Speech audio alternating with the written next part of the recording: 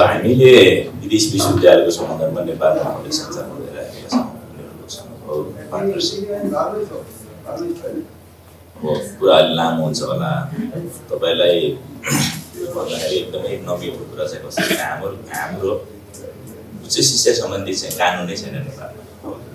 यसरी हेर्दाखेरि तपाईँहरूलाई के लाग्छ भने कसरी चलिरहेको छ त उच्च शिक्षा भन्ने लाग्ला। त्रिभुवन विश्वविद्यालय लगायतका 13वटा विश्वविद्यालय र अरू अध्ययन प्रतिष्ठानहरू, त्यसपछि प्रदेश विश्वविद्यालयहरूका छुट्टा छुट्टै कानुनहरू छन्। हाम्रो एकीकृत चाहिँ उच्च शिक्षा सम्बन्धी चाहिँ कानुन नै छैन। विद्यालय शिक्षा ऐन चाहिँ 2028 को अब त्यसलाई 12-13 पटक संशोधन गरेर अहिले संसदमा चाहिँ त्यो विद्यालय शिक्षा ऐन, सँगै शिक्षा ऐन चाहिँ दर्ता भएको छ र उच्च शिक्षा सम्बन्धी ऐन बल्ल चाहिँ छलफलको चाहिँ चरणमा छ। विदेशी विश्वविद्यालयको सम्बन्धमा नेपालमा सञ्चालित कलेजहरूलाई चाहिँ रेगुलेट गर्नलाई के गर्ने भनेर भन्दाखेरिको चाहिँ कुनै त्यो फुटिङ चाहिँ हामीसँग हुने भएर चाहिँ ऐन नै नभइसकेपछि सरकारले अहिले सुशासन ऐनसँग सम्बन्धित एउटा ऐनमा टेकेर चाहिँ नियमावली बनाउने कि भन्ने छ। योभन्दा अगाडि निर्देशिका बनाएर हामी सञ्चालित चाहिँ थियो। त्यो पोलिसीमा पनि यति चाहिँ धेरैजना होइन अनस्टेबल हुन्छ। मन्त्री सचिव चाहिँ परिवर्तन भएपछि विभिन्न खाले चाहिँ दुःख दिने कामहरू चाहिँ गरिरहेको चाहिँ स्थिति छ। अहिले हामीसँग 30,000 विद्यार्थीहरू अध्ययनरत छन्। 59वटा चाहिँ हामीसँग क्याम्पसहरू छन्। त्यसमध्येमा एउटा सञ्चालनमा छैन, 58वटा कलेजहरू अपरेसनमा छन्। र अब धेरै चाहिँ तपाईँको हल्ला के भइरहेको विदेशी विश्वविद्यालयको सम्बन्धमा सञ्चालित कलेजहरूमा यति धेरै विद्यार्थी छन्। अब नेपालका विश्वविद्यालय कलेजहरू चाहिँ विद्यार्थी अभाव हुन थाल्यो भने चाहिँ एभरेज हेर्नुहुन्छ भने चाहिँ हाम्रो 500 अगाडिमा कलेजहरूको विद्यार्थीहरू छन्। अब कसैमा 2025 कसैमा चाहिँ 200 यस्तो स्थिति छ। हामीले नेपालमा अन्तर्राष्ट्रिय विद्यार्थीहरूलाई ल्याउन सकिन्छ कि भनेर चाहिँ हामीले एक्सर्साइज गरौँ भनेर लागेको र हामी आफ्नो हिसाबले आइएमएफको तर्फबाट अध्ययन पनि गरेका थियौँ। टिम पनि बनाएको लाग्यो र हामीले साउथ एसियन चाहिँ स्टुडेन्टहरूलाई केही चाहिँ अफ्रिकन मुलुकहरूबाट चाहिँ विद्यार्थी ल्याउन सकिन्छ, त्यो सम्भावना छ भनेर हामीले त्यसमा सम्भावना देख्यौँ। हामी आफैले चाहिँ ल्याउन सक्छौँ सक्दैनौँ भने आफैले चाहिँ ल्याउने अथवा आफै विद्यार्थी आउने सम्भावना कम छ। तर इन्टरनेसनल चाहिँ एजुकेसनमा जसले चाहिँ काम गरिराख्नु भएको छ एजेन्टहरू अथवा चाहिँ यो एजुकेसन कन्सल्टेन्सीहरूले उनीहरू थ्रु चाहिँ हामी विद्यार्थी ल्याउन सक्छौँ भने शिक्षाशास्त्रीहरू लगायतका चाहिँ साथीहरूसँग हामी नेपालमा चाहिँ जो एजुकेसन कन्सल्टेन्ट हुन्छ उहाँहरूसँग कुरा गरेर इन्डियन एजेन्टहरूसँग कुरा गरेका छौँ। अब यो स्टुडेन्ट इन्टरनेसनल स्टुडेन्ट मोबिलिटीमा चाहिँ उहाँहरूको सबैभन्दा ठुलो चाहिँ हात हुन्छ। अब नेपालमा चाहिँ सरकारी कन्सल्टेन्सीहरूको सङ्ख्या र यसमा इन्भल्भ भएको मान्छेको हिसाबले नेपालबाट जति विद्यार्थीहरू बाहिर गइरहेका छन् यो सङ्ख्या त कम हो भन्ने लाग्छ मलाई। किनकि करिब 1.5 लाखभन्दा बढी मान्छे यसमा कार्यरत छन् अनि 1 लाख जति विद्यार्थी बाहिर गइरहेछन् होइन। अनि सबै मान्छे चाहिँ तपाईँको त्यसैमा लाग्दाखेरि पनि एकजनाले पठाउन सकिरहेको छ भनेपछि हामीले ल्याउनको निम्ति के गरिरहेको छौँ केही पनि गरिरहेको छैन। अब हामी विभिन्न फोरममा अब हाम्रो इसाङ्ग अध्यक्षज्यूसँग हामीले कुरा गरिरहेछौँ। उहाँहरूले पनि नेपालमा चाहिँ यो हाई स्कुल नै त्यसपछि हायर एजुकेसन दुइटै चाहिँ सेक्टरमा चाहिँ काम गर्नुभएको छ र खास गरेर यो +2 को अब 11-12 को चाहिँ ठुलो स्टेक चाहिँ उहाँहरूसँग छ र हामीले सरहरूसँग कुराकानी गर्दाखेरि पनि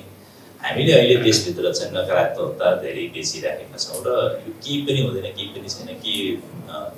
गर्न सकिँदैन भन्ने कुरा गरिराखेका छौँ र त्यो कारणले गर्दाखेरि पनि वातावरण बिग्रिरहेको छ र युवाहरूलाई नेपालमा बस्नु हुँदैन भन्ने खाले एउटा चाहिँ माइन्डसेट चाहिँ डेभलप भइराखेको छ भनेर हामी भनेका छौँ। र सरहरूले त्यो के समय कमिटमेन्ट गर्नुभएको छ भने कतै हाम्रो क्लासमा होइन 45 मिनटको क्लासमा चाहिँ 15 मिनट जति हाम्रै शिक्षकले हाम्रो विद्यार्थीलाई चाहिँ ब्रेन वास गरेर बाहिर चाहिँ पठाउने काम त गरिरहेको छैन।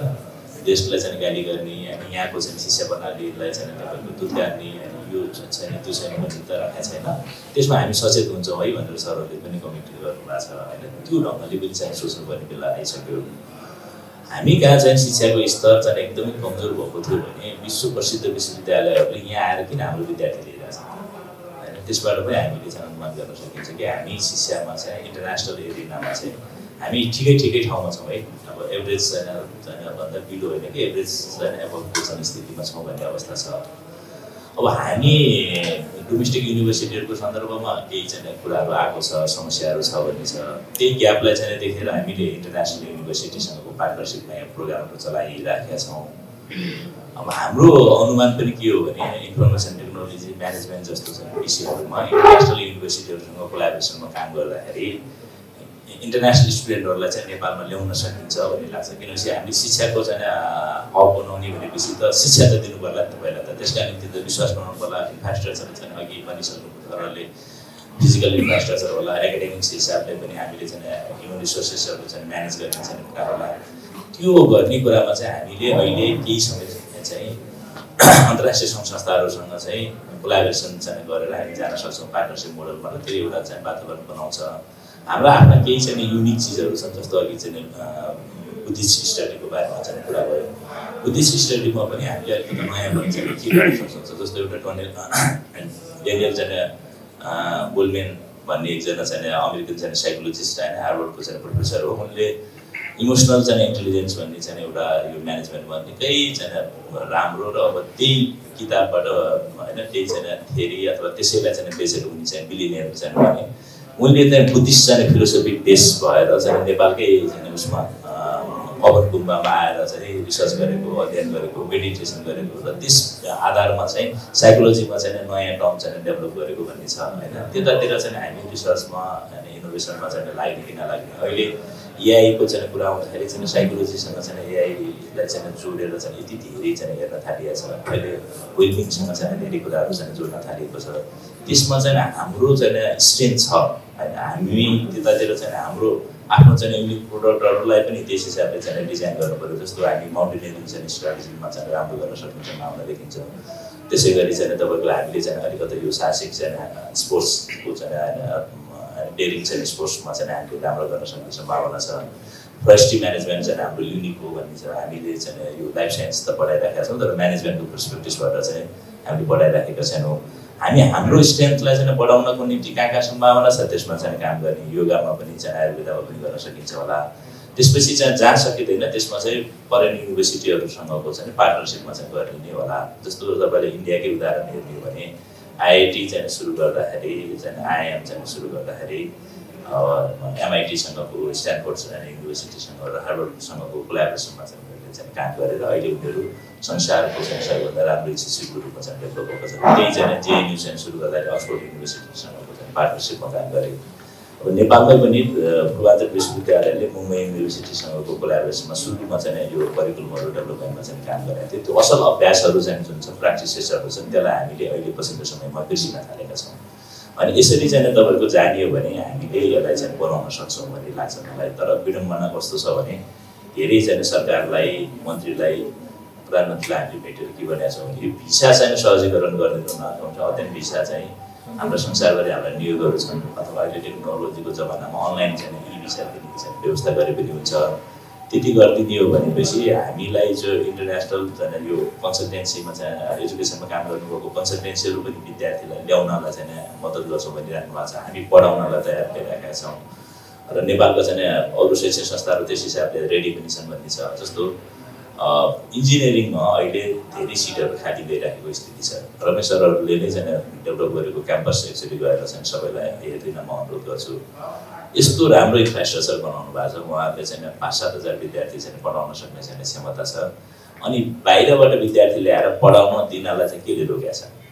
होइन आयुको चाहिँ तपाईँको चाहिँ डिग्री पाउँछ त्यसले होइन त्यसो हुँदाखेरि अरू चिजहरूमा पनि हामी चाहिँ ओपन नहुँदाखेरि चाहिँ हामीलाई चाहिँ समस्या भइरहेको छ अघि विद्या सरले एउटा भन्नुभयो यो 1 लाख विद्यार्थी प्रति वर्ष गइरहेका छन् यसले गर्दा किन धेरै चाहिँ रोइगराइ गरिराखेको भनेर भन्नुभयो एउटा पर्सपेक्टिभमा चाहिँ त्यो पनि होला तर सर के छ भने हामीसँग जम्मा चाहिँ 2.5 लाख जति विद्यार्थी चाहिँ प्रत्येक वर्ष चाहिँ पास हुन्छन् होइन 12 वर्ष चाहिँ कम्प्लिट गरेर अनि जाने हो त्यसमध्येमा करिब चाहिँ 30% जस्तो चाहिँ फाइनेन्सियल अथवा अरू रिजनले चाहिँ हायर एजुकेसन लिनको निम्ति चाहिँ उनीहरू सक्दैनन् होइन फर्दर स्टडी गर्न सक्दैनन्